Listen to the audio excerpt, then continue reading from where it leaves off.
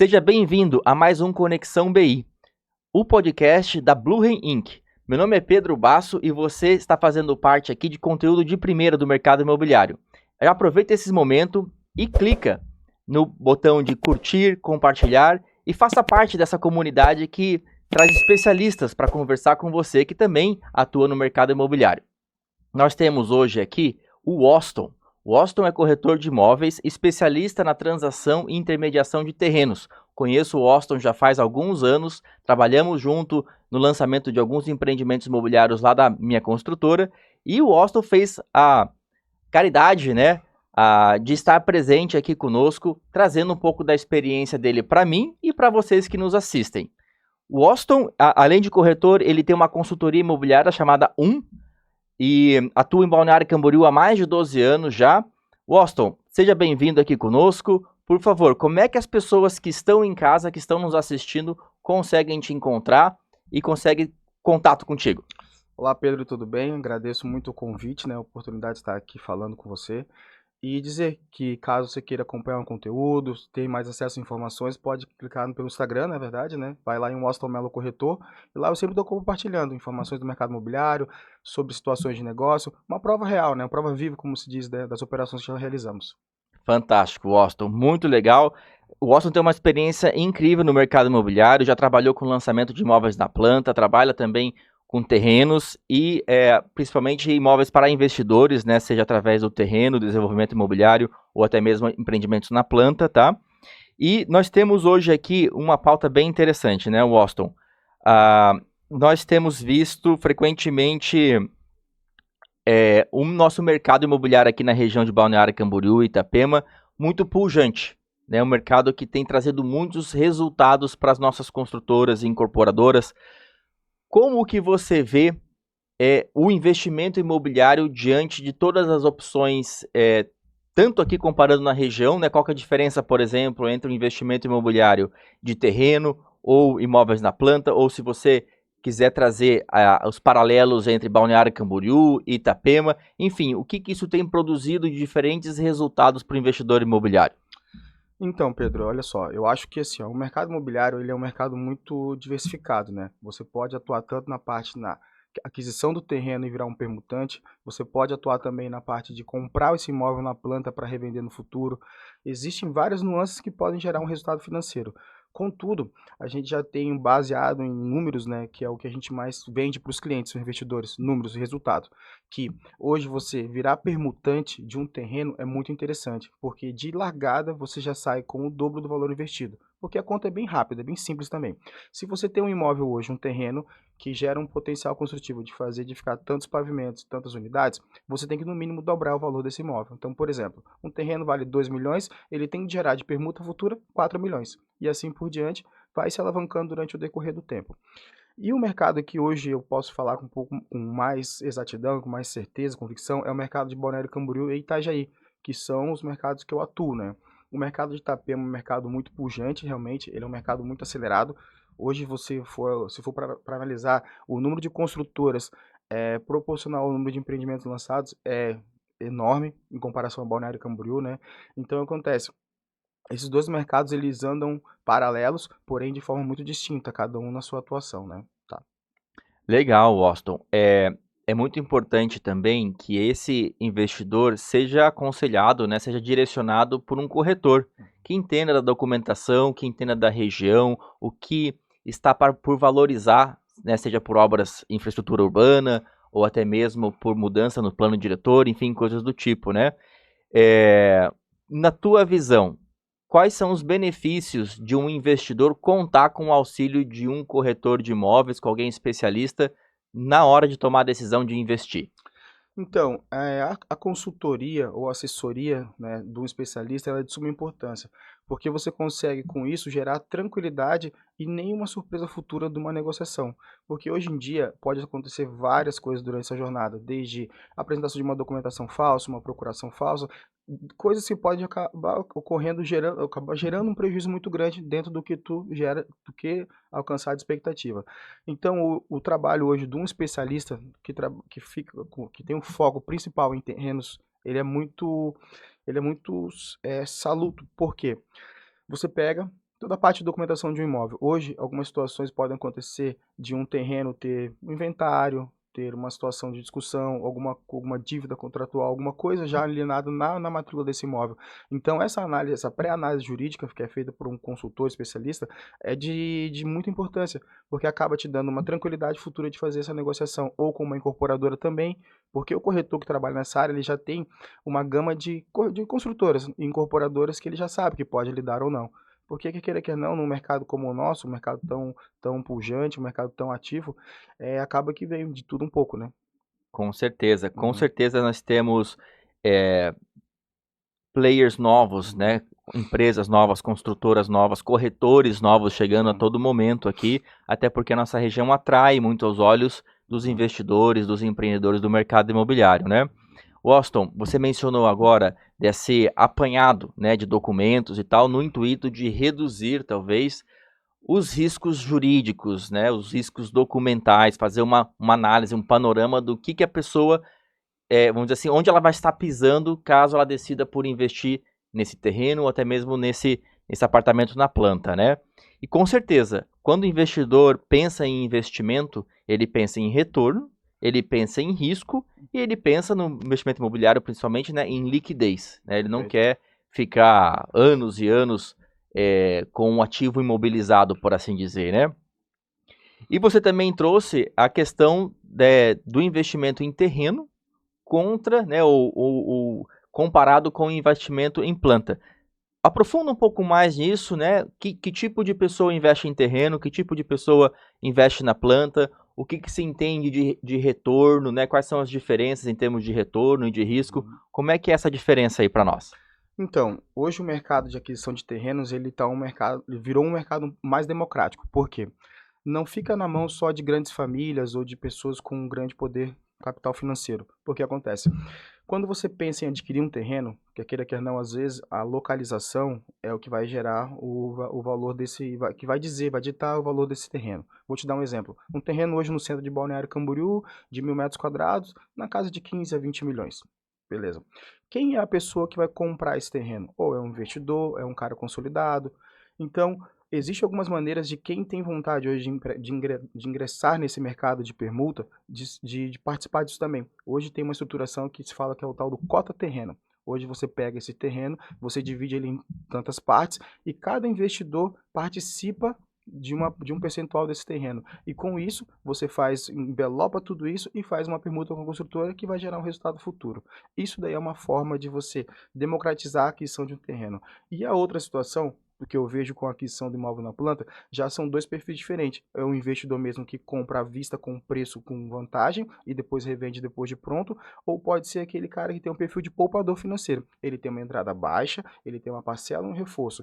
Quando vai no decorrer do tempo, ou ele opta por sair do negócio, ou ele fica com o imóvel e depois financia e revende. Em todos os casos dessa jornada, você tem alguns percentuais de alavancagem. Por exemplo, quando você faz a aquisição, como comentei antes, né, de comprar um imóvel, comprar um terreno e permutar com uma construtora, você de cara já dobra a tua permuta futura, né, a tua área construtiva futura. Quando você compra um imóvel na planta, nossa região ela é tão próspera que até eu já escutei uma vez de um corretor e isso eu sempre reverbero todas as vezes que eu tenho oportunidade, que nossa região é tão próspera que quando bate um vento de lado, te empurra para frente. Entende? Então, assim, diante de tudo isso que a gente acaba construindo, a gente vê que o imóvel na planta, ele te entrega um resultado de 25% por ano. Então, pensando em exposição de caixa, em vez de você ter que ir lá botar 1 milhão para comprar um imóvel à vista ou investir num, sei lá, algum investimento no mercado financeiro, você deu 50 mil, parcela baixa e reforço. Então, tu acaba tendo várias possibilidades de abarcar toda essa galera nesse mesmo negócio, que é o ramo imobiliário, entendeu? Sim. Aqui, para quem nos assiste, provavelmente quando a gente está se referindo aqui a terreno, não é necessariamente o terreno do loteamento, aquele terreno que já vem Isso. bonitinho, com todas as diretrizes e tal, né? Muitas vezes, quando a gente fala de terreno aqui, é aquele terreno urbano, né? Aquele terreno que está fora de um loteamento, fora de um condomínio, que ele ainda não foi trabalhado por um investidor ou algum empreendedor imobiliário, né? O terreno de loteamento, ele é sim também uma fonte de enriquecimento e pode ser visto como um investimento. mas ele é um investimento que ele, de certa forma, já foi capturado, né? Ele está menos virgem, se é que existe esse conceito, né? Um terreno urbano que está fora de loteamento, ele apresenta resultados mais robustos porque ele não foi já manipulado, ele já não foi desenvolvido por um empreendedor imobiliário ainda. É claro que talvez para isso se precise de mais conhecimento, né? De mais mitigação de risco, né? Porque o terreno do loteamento ele já vem redondinho, por assim dizer. O terreno, às vezes, fora do loteamento, fora do condomínio, você precisa verificar, né? Se as matrículas estão batendo, se está tudo de acordo. Mas acho que frequentemente quando a gente conversa aqui, ou quando o Austin fala do investimento em terreno, não é necessariamente o terreno do loteamento, mas sim o terreno no meio da cidade ou no meio do perímetro urbano ali, né? Também essa parte das cotas, né? Um terreno aqui na nossa região, ele consegue facilmente alcançar o valor, vamos supor, de 10 milhões de reais. Quando se compra ou se adquire o terreno no formato de cotas, nenhum dos cotistas, nenhum dos investidores precisa ter 10 milhões de reais. Pode ser feito, sei lá, 10 cotistas com 1 milhão cada um, 20 cotistas com 500 mil, 40 cotistas com 250.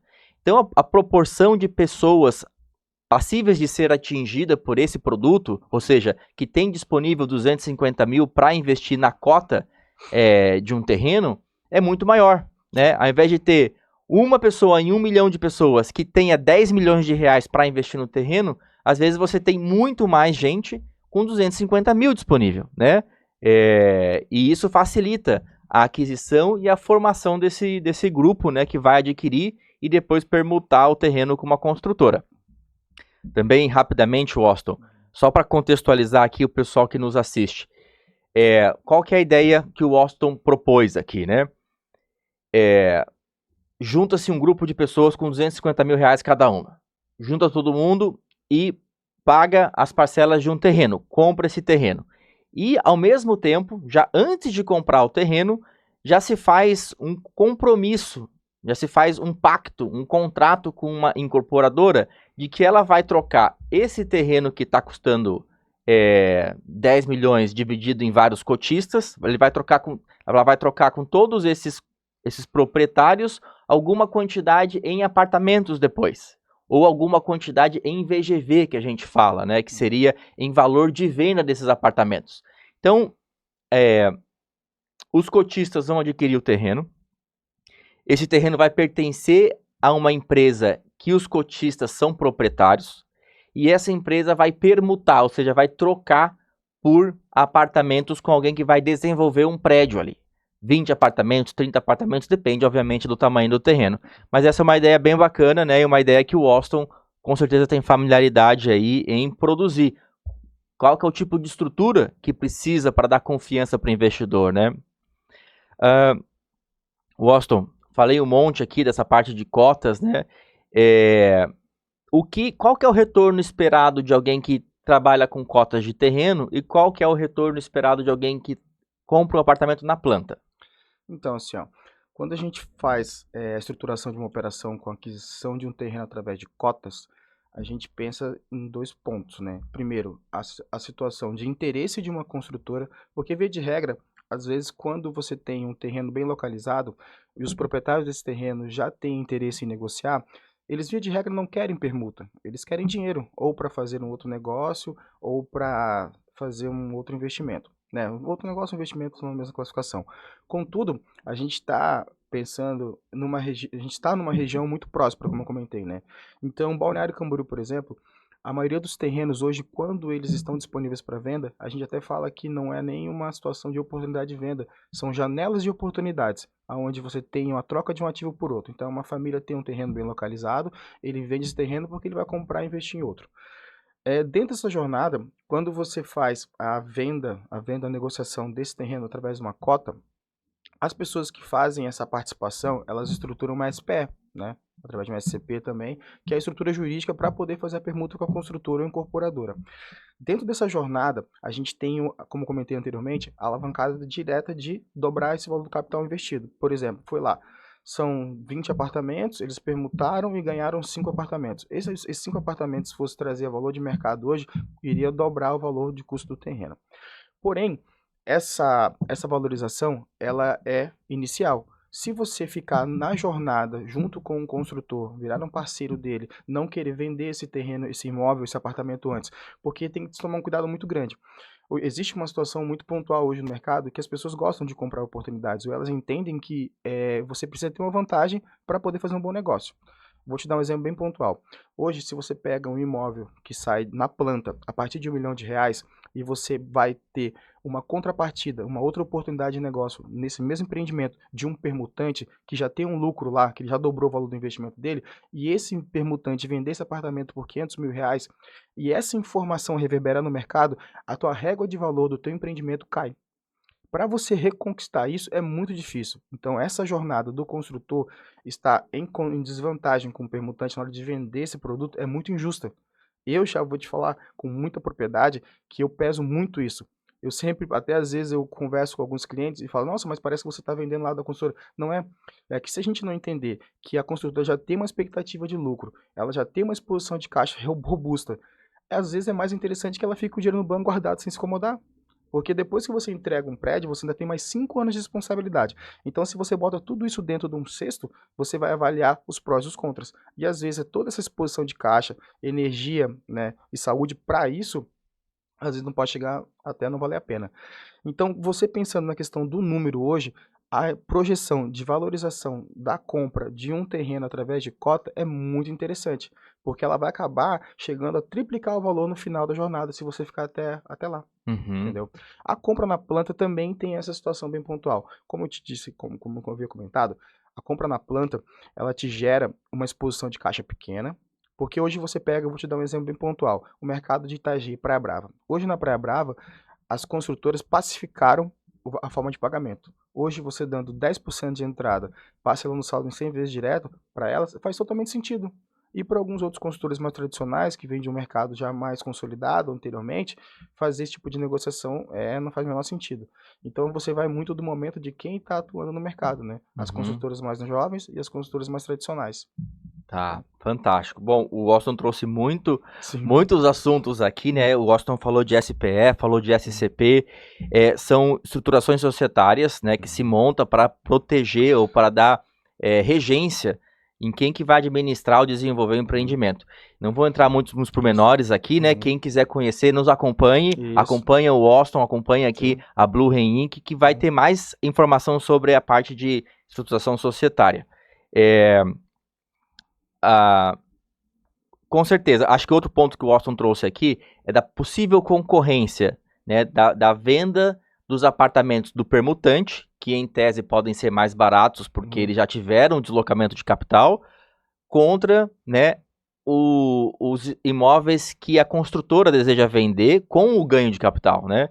Isso tudo a gente pode ser travado, né, pode ser combinado em contrato também, né? Então você pode estabelecer junto com o permutante um acordo, né, de não ser vendido por um preço abaixo de X, né? Então isso pode ser feito para tentar proteger o ganho das duas partes e sem ficar concorrendo dentro do mesmo guarda-chuva, do mesmo empreendimento, né? Washington, você mencionou bem no final da sua fala ali a diferença entre os novos, né, as novas construtoras, novos players entrantes no mercado e os antigos. Explica um pouco mais por que essa diferença é importante, que diferença que é essa? Então, eu já atuo no mercado há mais de 16 anos, né? Com um escritório, com a consultoria 12, e nessa jornada tive a oportunidade de sentar em algumas mesas, né? De alguns construtores, os mais tradicionais, né? Os construtores que já entregaram mais de 10, 20 obras na nossa região, e os construtores mais novos, que estão aí na terceira, quarta, quinta obra. Há um divisor muito grande de expectativa de resultado. Vou te dar um exemplo bem pontual. Hoje, você sentar na mesa de um construtor tradicional de balneário, que já fez mais de 10 obras, que é um cara antigão, participante do Sinduscom, que está muito envolvido nas questões políticas da cidade, ele não entra no negócio para não ter para ser no mínimo 40% de lucro. Porque ele já entendeu que ele é um cara consolidado, ele vem de segurança, e muitas pessoas hoje, dentro de proprietários de terrenos, querem isso, querem segurança. Hoje você ter um construtor que tem um CNPJ, o mesmo CNPJ há mais de 30 anos, isso daí é uma coisa muito fácil de você vender, né? Permutar com ele. E também tem um outro lado que são os consultores mais novos, os players novos, que vêm com uma margem de lucro menor, porém vêm com uma pujança, com mais vontade, trabalho mais estruturado, pensando e pautado em números. Então, por exemplo, se você pega hoje um construtor novo, que trabalha com uma margem de lucro de 25 a 30%, ele não está errado de trabalhar nesse percentual. Por quê? Se tem um cara que vende segurança, vende tranquilidade e robustez, que é um cara mais antigo, trabalha com uma margem maior, hoje você acaba deixando esse mercado mais democrático.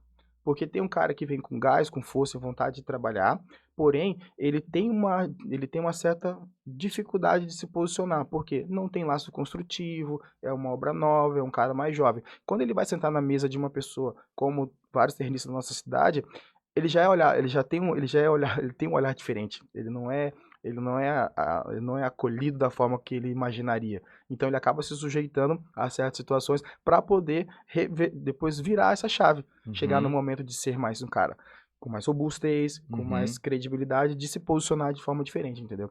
Mas é um espaço para todos, na verdade, né, nosso mercado. O que eu vejo, Austin, frequentemente os entrantes, né, as construtoras novas, eles abrem mão de uma certa porcentagem da margem de lucro, certo?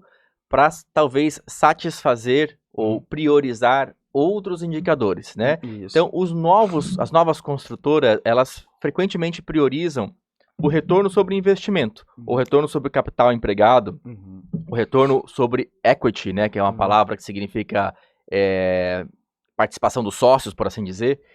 Então, eles talvez não disponham de tanto valor, né, de tantos lucros acumulados, ou não dispõem de tantos valores financeiros, e eles optam por uma estratégia de investir pouco no início, em detrimento ou em contrapartida de uma redução da margem de lucro. É uma estratégia que nem você falou, super válida, né? Não tem nada de errado nisso. É uma estratégia tão válida quanto maximizar a margem de lucro, só que geralmente consiste em a pessoa ter acesso a recursos que muitas vezes os novos não têm. Seja recursos financeiros, recursos de reputação, né, de reconhecimento de uma marca sólida, que você também trouxe na sua fala, e seja também recursos de conhecer o mercado atual, né? Conhecer onde vão ser as novas vias, conhecer onde vão ser as novas obras públicas e talvez adquirir aquele terreno, aquela oportunidade de momento, né? Além desses indicadores, né, tem o indicador do tempo, que se você tiver uma margem de lucro de 30% ou 35%, valores nominais, mas não corrigir isso ao longo do tempo, ou seja, daqui 10 anos você vai ter 35% de margem de lucro, ora, em 10 anos o teu dinheiro vale menos, né? O poder de compra vale menos. Então, isso tudo tem que ser ajustado quando o empreendedor vai originar, né? Vai iniciar o desenvolvimento imobiliário. Eu acho que eu vou aproveitar a oportunidade para pegar no pé, às vezes, de alguns influenciadores, Austin, não sei se você já viu, o pessoal do mercado financeiro, principalmente. Eles falam assim, ao invés de você investir R$1 milhão num apartamento e ficar com esse dinheiro mobilizado e tal, coloca esse mesmo R$1 milhão num fundo. Coloca no CDI, coloca no CDB, né? E daí eles fazem uma continha meio que de padeiro para tentar sustentar a tese de que o investimento no mercado financeiro é mais rentável, né? E eu acho que a falha nesse raciocínio tá principalmente que quem argumenta dessa forma, ele acredita que o investidor tem R$1 milhão disponíveis. Ele não considera que, ao investir no mercado imobiliário, ele não precisa ter R$1 milhão disponíveis. Ele tem uma entrada e um tanto de parcela, e que a valorização dele vai ser sobre R$1 milhão. Mas os gastos dele não vai ser de R$1 milhão. Né? Então ele vai ter investido 300 mil, 250 mil, 400 mil, mas vai ter o seu rendimento valorizado com base no valor do imóvel, que é de R$1 milhão. Né? Então 400 mil, ele não transformou esse 400 mil, ele não precisou de R$1 milhão, vamos dizer assim, para transformar em R$1 milhão e 100, R$1 milhão e 200. Ele precisou só de 400, né? Então, essa comparação de botar R$1 milhão no investimento financeiro não é razoável nesse sentido. Se ele tivesse que fazer uma comparação, teria que colocar R$250 mil no financeiro E acho que a segunda crítica que eu tenho nesse modo de comparar investimento imobiliário com investimento financeiro é que frequentemente os proponentes, né, do investimento financeiro não consideram valorização imobiliária. Eles levam em consideração um aluguel. Então, você gastou 1 milhão, você vai alugar por 5 mil por mês, 6 mil por mês, 7 mil por mês. E não consideram que daqui 20 anos, 30 anos, a tendência desse imóvel é valorizar. Ou seja, ele acumula valorização imobiliária, né? Ou se ele for vender daqui 10 anos, além de ter tido todo o período de aluguel, ele ainda vai ter um superávit, por assim dizer, do investimento dele, um retorno sobre a valorização imobiliária. Então é só um puxão de orelha, né, para os gurus aí de investimento financeiro, de que eles não estão fazendo uma conta condizente com o que é praticado na realidade. Estão fazendo uma conta simplista que não reflete o que seria feito no caso de um investimento imobiliário. Eu tenho um exemplo muito pontual disso, tá? Manda. Vai total de encontro. Eu fiz uma aquisição há 5 anos atrás. Comprei um apartamento na planta, que na época o valor de venda era 410 mil reais. Só que como é que eu fiz essa compra? Eu dei 50 mil, parcelas de 2 mil e reforço anual de 10 mil reais. E deixei um saldo para as chaves quando ficasse pronto esse imóvel. Só que na época, quando a gente fez a análise de comprar esse imóvel, era numa região onde estava tendo transformação. E onde tem transformação, tem valorização. Esse é um ponto que a gente que é fato, né? Então, o que acontece? Durante essa jornada toda, se você for analisar a exposição de caixa que eu fiz durante o tempo desses 5 anos e depois com a aquisição depois financiar o imóvel e financiando esse imóvel para poder fazer a quitação do saldo devedor para a construtora, esse imóvel de 410 me custou 580 mil. Só o que acontece, nessa jornada toda, esse imóvel hoje, para me revender ele, é 1 milhão e 200. Então, além de eu ter alcançado o resultado financeiro, que eu queria que era dobrar o valor do investimento, a exposição de caixa foi mínima. Então, dentro do que tu passou, para você ter um retorno financeiro sobre 1 milhão, tu tem que expor 1 milhão na frente. Uhum. Nesse caso, não. No mercado imobiliário, você consegue ser menos, né, no caso, menos aporte financeiro e alcançar um resultado expressivo durante o decorrer do tempo. Então, deixa eu ver se eu entendi. Você investiu no total, você tirou do teu bolso 450 mil. Na verdade, durante essa jornada toda, o valor do imóvel em si foi 410 preço fechado, né? Até a conclusão desse imóvel, eu devo ter pago em torno de uns 200 mil reais, mais ou menos, entendeu? Desembolsou uns 200 mil reais. Isso. Depois que ele ficou pronto, eu tive que financiar, né? Porque para quitar o saldo com a construtora. Uhum. Porém, esse custo do apartamento hoje saiu por 580 mil reais. Porém, esse produto para venda hoje no mercado é 1 milhão e 200, entende? Entendi. Então, você já desembolsou uns 200, 250 mil. Sim, nessa jornada. Vai desembolsar ainda no financiamento um tanto. Sim. Mas se você... Juntando, né, o que você já desembolsou com o que você vai desembolsar, vai ser aproximadamente 600 mil. Sim, mais ou menos isso. E o valor do imóvel é 1 milhão, 1 milhão e 200. Isso. Né? Ou seja, com os 200 e poucos mil, você hoje tem um bem que vale 1 milhão e pouco. Exatamente. Né? Então, assim, multiplicou provavelmente muito mais do que teria multiplicado se você tivesse colocado num CDB. Se tivesse colocado em algum fundo que valesse o CDI mais, sei lá. Ou talvez uma aplicação mais arriscada, talvez, né? Que eu sou muito cético, né? Eu acredito muito no mercado imobiliário, por isso que eu vivo ele, né? E não sei se é muito particular, mas esse imóvel você vai colocar para vender, para alugar? Então, a princípio, a ideia é investimento. Talvez vai colocar para vender sim. Tá, e ele foi entregue já? Já, tá pronto, entregue já. Tá, então é isso aí. Agora, valor de mercado dele 1 milhão e 200 e você vai estar transformando o teu 200 mil, que foi o que de fato você desembolsou. Exatamente. Né? Daí você vai vender ele por 1 milhão, 1 milhão e 200, vai deduzir os 500 mil do financiamento. É um pouco menos, na verdade, 280, né? Financiamento 280, isso, tá. Então você vai deduzir o 280 e ainda vai te sobrar 900, 1 milhão. Tira custo de corretor, todo mundo sobe um pouquinho menos. Tá. Enfim, de qualquer forma, você conseguiu Sim. multiplicar muitas vezes o dinheiro que você despendeu, né? Que você gastou. Isso mesmo. Bem bacana. E falando já em investimento, o que você vê como o momento ideal? E assim, claro, você trouxe aqui já várias vezes, né, que a nossa região está muito próspera, né, que tem mostrado consistentemente uma valorização imobiliária nos últimos 10, 15 anos, né, e agora se espalhando para as cidades vizinhas. Mas para aquele pessoal que nos assiste que não mora aqui, o que você pode falar sobre o momento? Que momento que é esse que Balneário passou e que as outras cidades estão passando? Como é que essa pessoa identifica? Fala um pouco mais desse momento. Então, tudo é transitório, né? A gente vai vivendo em épocas e cada época vai te ditando algum comportamento, algum movimento, né? Então, o que eu posso dizer com propriedade hoje, que a nossa população está envelhecendo, né? Então, hoje, se as incorporadoras não se criarem uma visão com uma tendência para construir empreendimentos voltados para a área da saúde ou voltado para um público da terceira idade, eles vão ficar quem?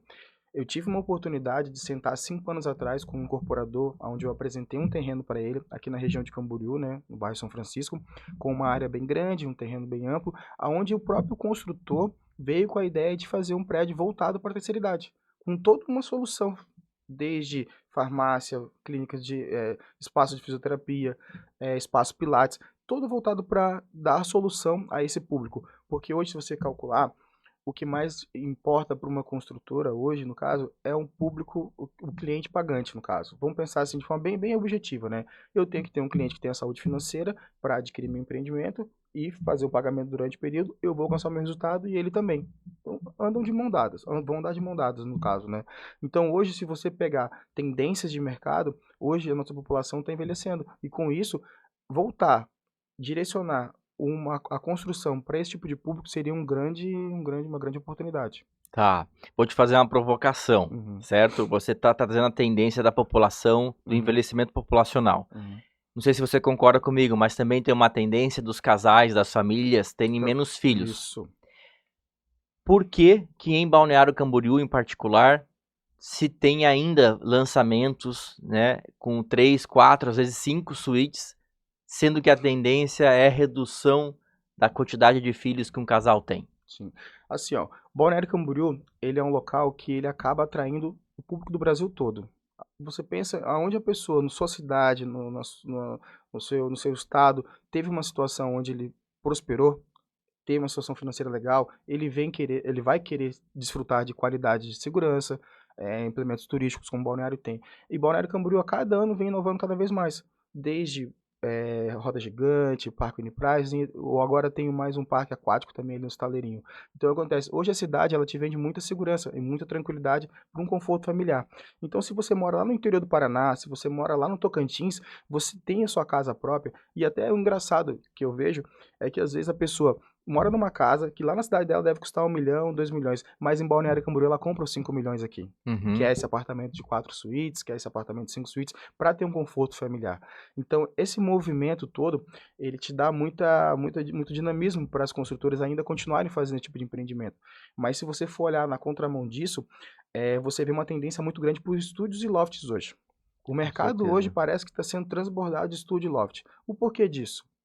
É porque é uma tendência? Não. Ou é porque é o primeiro imóvel de mais fácil aquisição, aquela conta, valor do metro quadrado versus valor final, né, condição de pagamento versus metro Sim, quadrado. Então tudo sim, tem que se botar nessa conta, né, para se analisar o que é mais viável hoje. Mas Balneário Camboriú, por ser um mercado tão consolidado, hoje ele ainda vende isso, conforto para a família. E acho que é o público ideal. Hoje sim, você pensar em família é realmente onde você tem um retorno financeiro legal, tanto para o comércio local, para as empresas locais, para todo tipo de serviço. sim.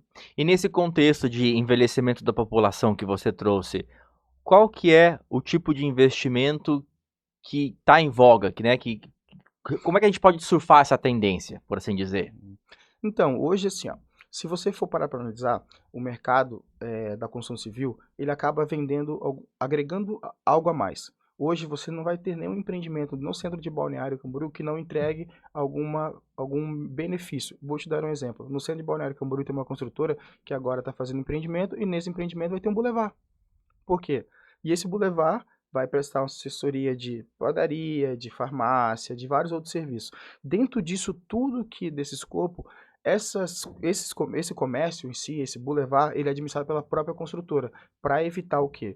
Que tenha tipo de negócios semelhantes. Por exemplo, vai ter 2 cafeterias, vai ter 2 farmácias concorrentes entre si. Então, com Sim. isso, você acaba gerando um controle, direcionando o teu público para quem que tu quer que frequente o teu condomínio e a redondeza dele, entendeu? Faz uma curadoria, Uma né, do curadoria, tipo de exatamente. negócio que vai Isso. acontecer, que vai Uhum, estar presente ali naquele imóvel, naquele uhum, empreendimento, né? uhum. Bem interessante mesmo, Austin. Ah, também falando em tendências, nós estamos na era da informação digital, certo? Certo. Estamos aqui gravando um podcast que vai ser publicado nas redes digitais, no Instagram, no YouTube e assim por diante. Como é que o mercado imobiliário, como é que a parte comercial da venda e compra de imóveis tem se adaptado? O que que isso tem mudado ou impactado na transação, né, na comercialização de imóveis, essa parte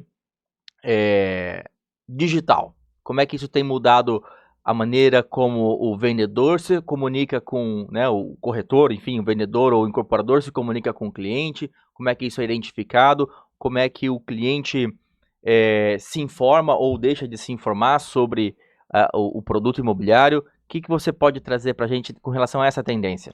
Então, hoje, né, você vender um empreendimento, você pode buscar de duas formas, né? O relacionamento ou a internet. Vejo que hoje o marketing ele te traz muita bagagem, muita solução, né?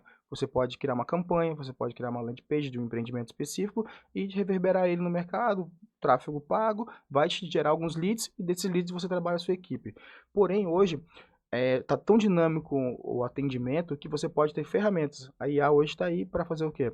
Para poder otimizar esse pré-atendimento.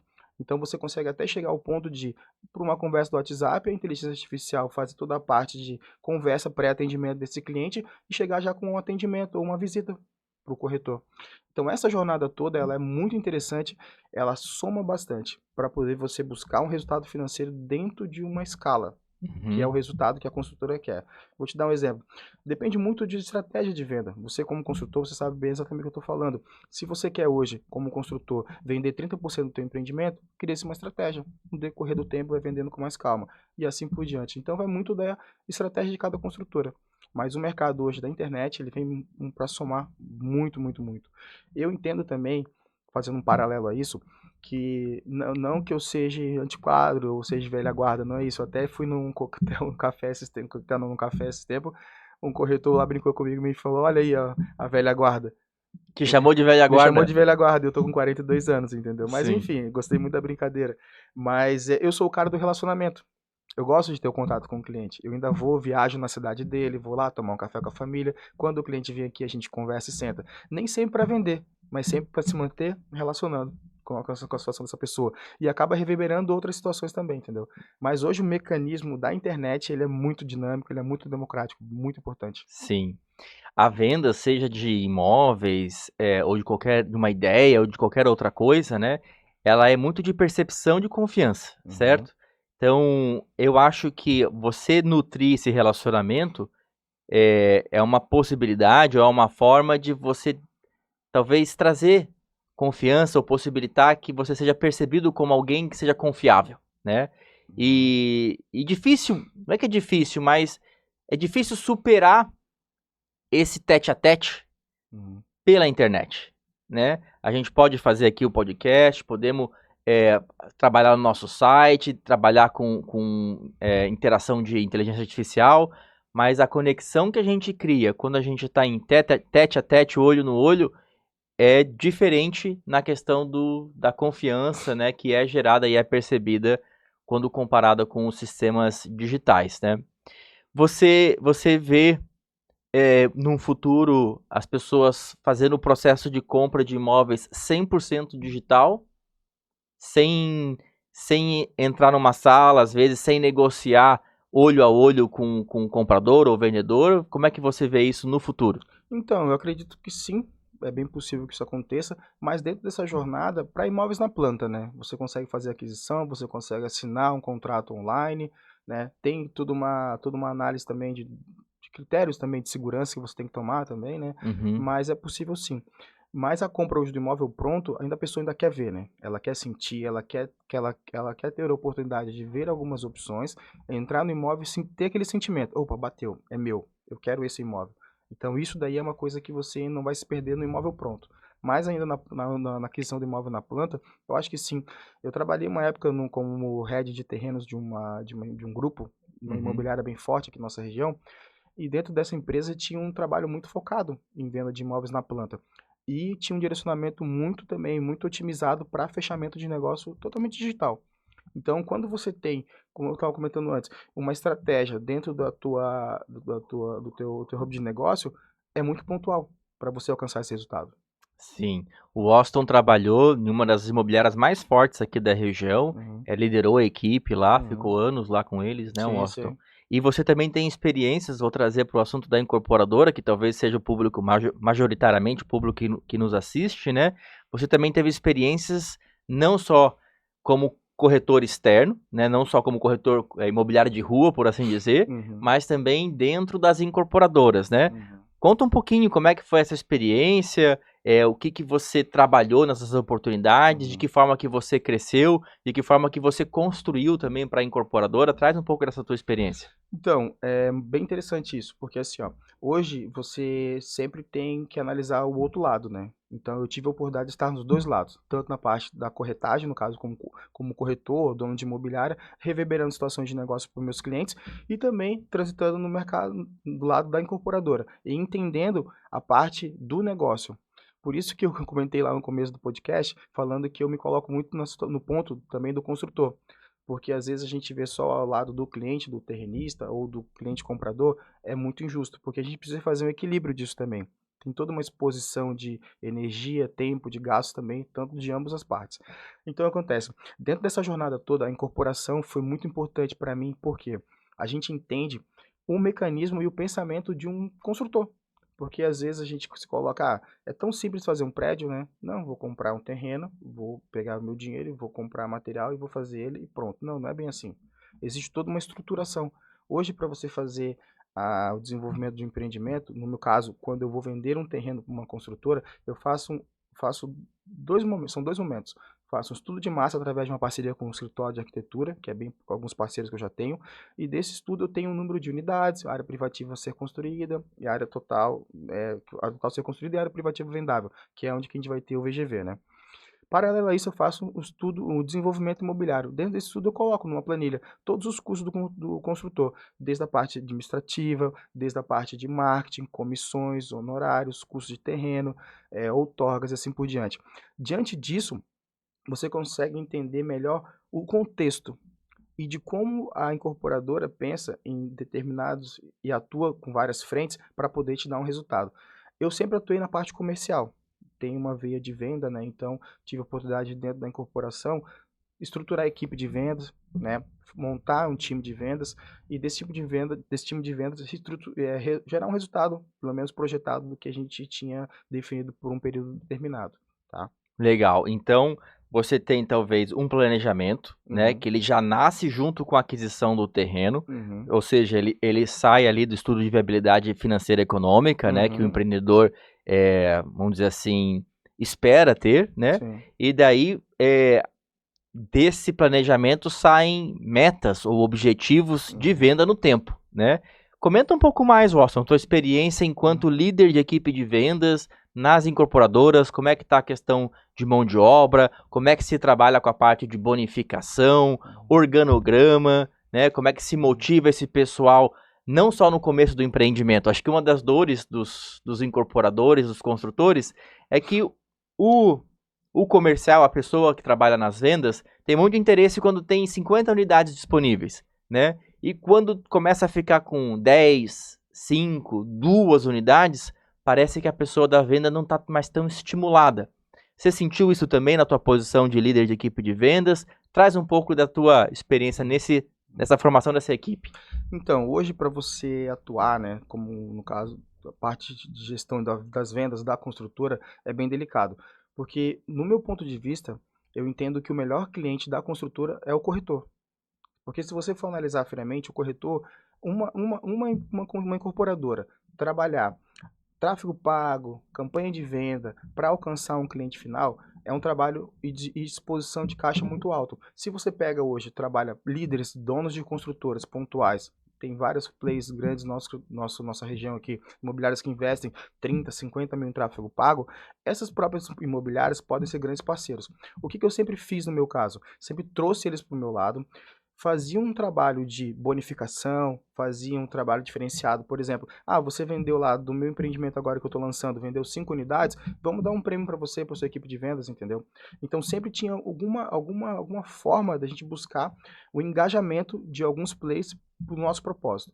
Isso que tu comentou ali, Pedro, é muito pontual, tá? Realmente, quando você tem 100 unidades para vender, o mercado te olha com outros olhos.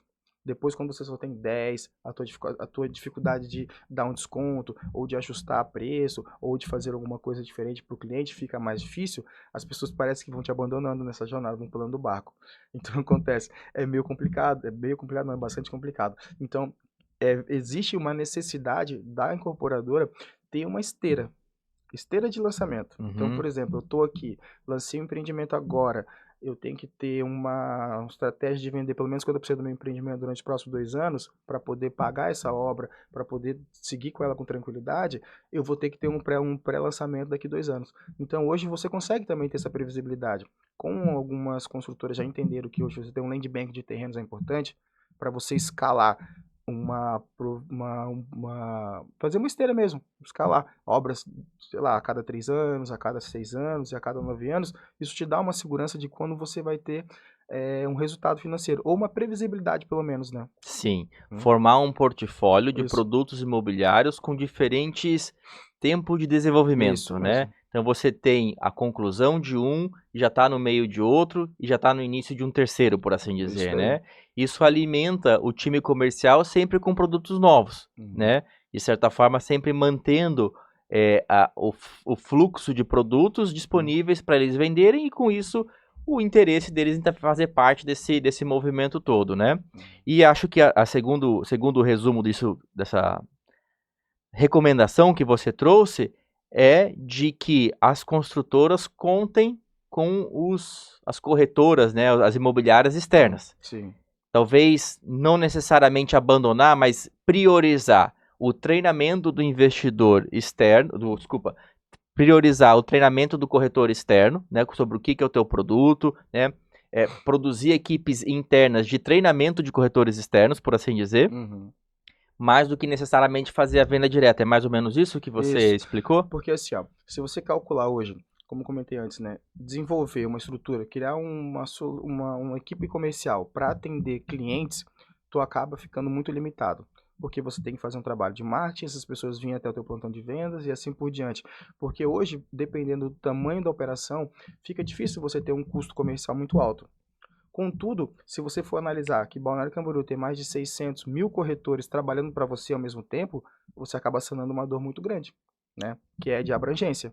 Você vai abranger o mercado todo e o mais interessante de tudo isso é que lógico, é bom você ter uma estrutura comercial onde você vai dar um treinamento, capacitar esse corretor para vender teu produto do jeito certo. Porque nessa jornada toda pode acontecer alguns ruídos.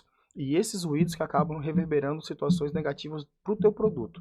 Se um corretor, uma imobiliária se propõe a vender o teu empreendimento e ela acaba transbordando as informações do jeito inadequado, acaba queimando esse produto. Entende? Muitas vezes se tem ruído, né, Washington? Ou entre o corretor e o comprador, ou até mesmo entre a construtora e o corretor, né? E acaba que o comprador se frustra. Porque ele teve um entendimento, ou ele teve uma promessa que não está sendo cumprida, né? Ele tem expectativa de que tal e tal e tal vai acontecer, que o prazo vai ser X, que o carro dele vai ser aceito por um valor tal. Em algum momento dessa cadeia de informação ocorreu ruído, e quando a construtora fala, geralmente na hora de assinar o contrato, né? Não, teu carro não vai valer FIP, vai valer FIP menos 10%, 20%, né? E aí ele se frustra, né? Ele se frustra porque contrapôs a expectativa que ele tinha. Eu acho que, em parte, às vezes, ele produz essa expectativa sozinho, né? É alguma coisa interna que ele tinha a esperança de acontecer e ele toma isso como realidade, mas muitas vezes vem de ruído na comunicação, né? O corretor, talvez, intencionalmente, para fechar a venda ou não, às vezes deixa ele acreditar ou conduz o comprador a acreditar de algo que não vai se concretizar na vida real, né? Não vai se concretizar na negociação quando ela se for concluída e acaba frustrando bastante ali o comprador, às vezes prejudica a relação dele com o corretor ou do comprador com a própria construtora, né? Cria bastante atrito. Eu falo bastante disso para os meus clientes, Washington, de manter transparência, né? Claro. Às vezes, não se tem a intenção de lubridiar ou de deixar acreditar. Mas o canal que foi escolhido para essa comunicação é um canal muito ruidoso, né? Então, às vezes, mandar essas propostas por escrito, né? Trazer material gráfico para os corretores, facilita para que os ruídos reduzam, né? Se eu vim aqui falar para você um conjunto de informações que, cara, não sei se você concorda comigo, mas é muita informação. Sim. O corretor que está na imobiliária, na rua, ele está recebendo informação de dezenas e centenas de construtoras, cada uma delas com vários produtos. Então, com certeza, a capacidade de memória dessa pessoa fica em teste o tempo todo, né? E se eu for lá só falar para ele, eu tenho um produto assim, assim, assado, forma de pagamento é assim, ele vai gravar metade, a outra metade ele vai achar que lembrou, mas lembra parcial, né? Lembra... Às vezes ele complementa, por assim dizer, Ou né? mistura informação de empreendimento com outro. Mistura de um com o outro, fica aquela salada, né? Então, às vezes, mandar uma apresentação por escrito, fazer uma apresentação bonitinha, coesa, né? Às vezes, mandar um documento de texto, facilita para ele consultar e reduzir ruído, né? E não frustrar o cliente, que no final das contas é quem paga todo mundo nesse sistema. Exatamente. E isso é importante, Pedro, porque assim, ó, até quando a gente estruturava a operação de vender um empreendimento, a gente sempre monta realmente um material didático para apresentar isso para os corretores, ou até para a apresentação dos clientes, né? Então, diante disso, não tem como você fugir do que está apresentado, porque até você tem um compromisso, né? Sim. Existe a lei de incorporação, quando você faz lá o memorial descritivo do empreendimento, você tem que cumprir o que você combinou, né? Sim. Washington, estamos chegando na reta final aqui do nosso programa, desse nosso programa do podcast. Tem muito assunto que a gente poderia abordar aqui. Sinto que cada um desses que a gente já falou foi, de certa forma, até resumo ou superficial, né? A gente comentou da SPE, da SCP, que poderia ser aprofundado em muito mais. Sim. Essa parte de montar a apresentação, a gente poderia se aprofundar muito mais, de formação de equipe, enfim, momentos de investimento e tal. Bastante coisa que a gente poderia aprofundar. Quem quiser saber mais, fique ligado, visite ali os canais do Washington, fique aqui conosco na conexão Bluehain Inc., que vai ter mais oportunidades da gente entender melhor todos esses mecanismos, todas as ferramentas. Quero te agradecer muito pela participação, tá? Fala mais uma vez, relembra a nossa audiência, Washington, como que as pessoas te acham, se você tem canais nas mídias sociais, nas mídias digitais, fala como é que o pessoal te acha aí. Então, eu tenho um Instagram, né, que é o Washington Melo Corretor. Ali tem várias informações sobre o mercado imobiliário, falo um pouco também sobre negociações, algumas experiências de negócio. Lá você me encontra, manda um direct, a gente conversa. Eu trabalho focado principalmente em assessoria para as construtoras e também assessorando também alguns terrenistas, algumas pessoas particulares com vontade de entender ou de querer empreender nas suas áreas. Fantástico. Peço a todos que estão nos assistindo, que gostaram do conteúdo, que estão conosco até esse momento, aperta o botão do like, se inscreva aqui no canal, compartilhe com seus amigos e empreendedores, considere entrar em contato. Se você quiser falar comigo, sou super acessível, posso também compartilhar o contato do Washington, que está ali no meu WhatsApp, já colega de profissão já há alguns anos, né? Muito contente com o teu trabalho lá na construtora, tá, Washington? Contente de você participar aqui também. E vamos se falando. Acompanhe aqui conosco para mais episódios do Conexão BI e até a próxima.